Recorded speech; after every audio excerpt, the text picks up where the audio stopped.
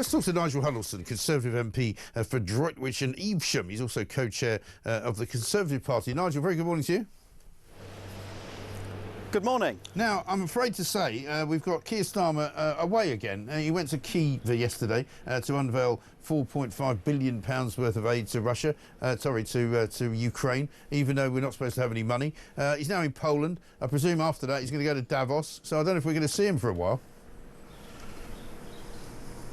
Well, you know, that's no great loss, because when he's here, he does a lot of damage to the UK, doesn't he? So, you know, I don't really mind that. I mean, that's one way of looking at it.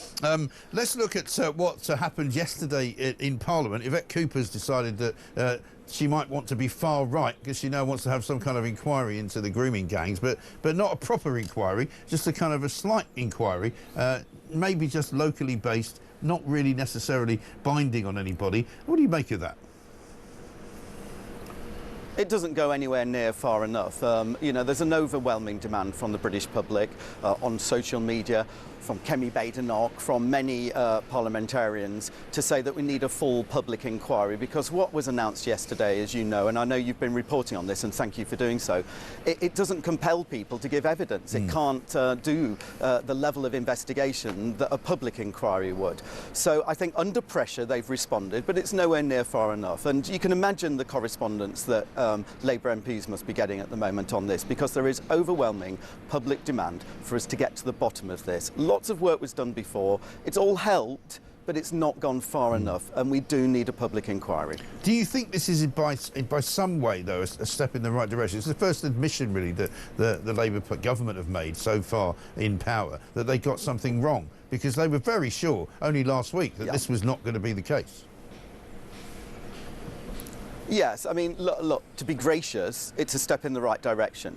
Of course, you know, we put the amendment in a couple of weeks ago, and Labour MPs voted against it. So we've got some movement now, but it's not far enough. So look, if this is an indication that they'll eventually come around to doing the right thing and hold a full public inquiry, then I welcome that. But let's not pretend the announcement yesterday was far enough. It's not. It's not satisfactory. We need it to be really thorough. You know, or we now know increasingly, unfortunately, the number of towns and cities that are impacted by this scandal is far more than, quite frankly, any of us originally contemplated. It's a really horrendous level. Just doing 5 or 6 inquiries, it's just not enough.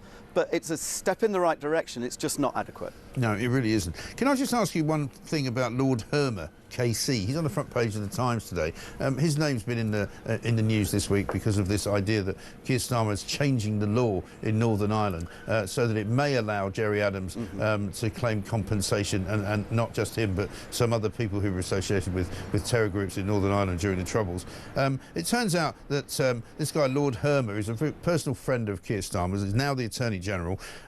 He became the Attorney General last July. He defended Gerry Adams in a case last year, and he wouldn't reveal how much money he was paid. According to the Times, he was paid £30,000 for representing Gerry Adams. Now, I know that lawyers will say, well, you know, they represent an awful lot of people, but this does strike me as a bit of a conflict of interest, doesn't it?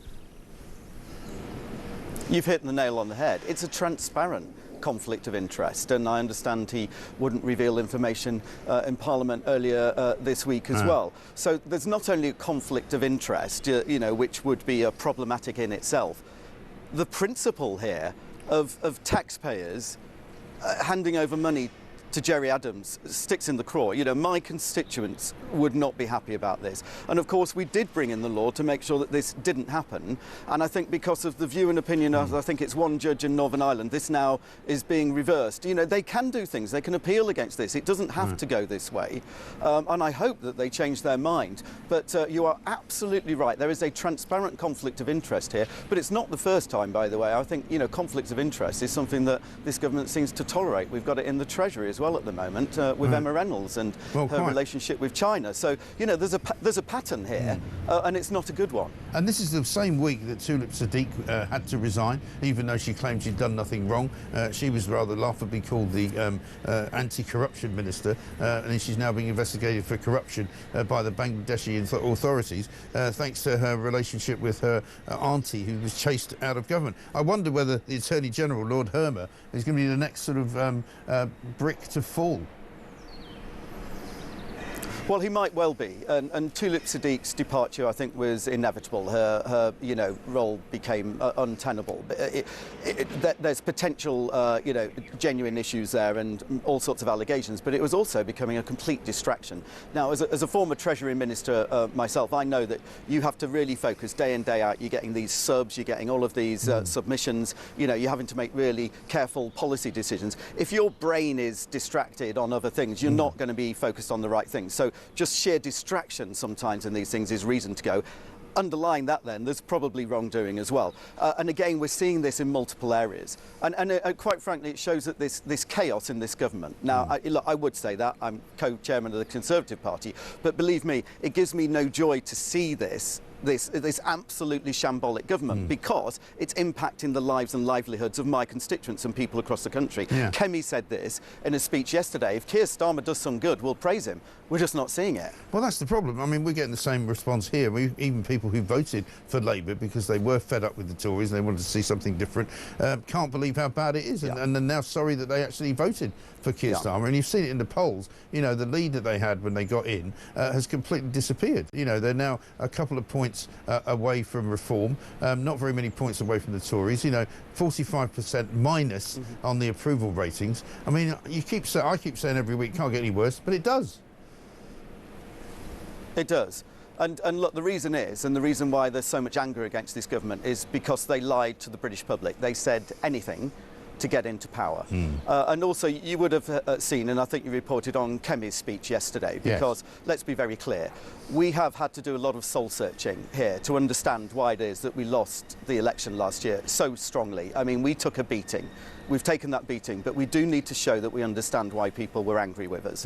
And they were disappointed with us because we weren't delivering on core Conservative principles. And as Kemi said yesterday, look, announcing things without a clear plan doesn't work. We won't be doing that again under her leadership. We've learnt our lesson, but this government, this lot, are doubling down, tripling down on those very mistakes. They're announcing things with no plan. So they came into power, and again, thinking of my Treasury role, a lot of this shambolic, ridiculous policies that they have accepted, they tried it on, civil servants tried it on with me when I was there. At least I had the common sense to say no and threw it back.